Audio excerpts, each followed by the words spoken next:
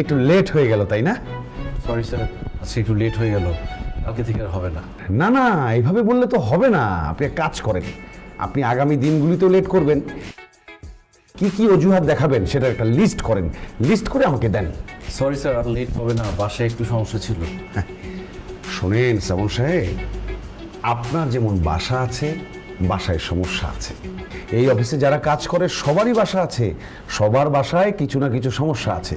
এখন সবার সমস্যা যদি আমার শোনা লাগে, তাহলে তো সবাইকে বাসায় বসিয়ে বসিয়ে বেতন দিতে হবে। তারপরেও নিজেকে অপরাধী মনে হবে। তাহলে আমার সমস্যাটা কত বড় আপনি নিশ্চয়ই বুঝতে পারছেন। স্যার অনেক বড় সমস্যা।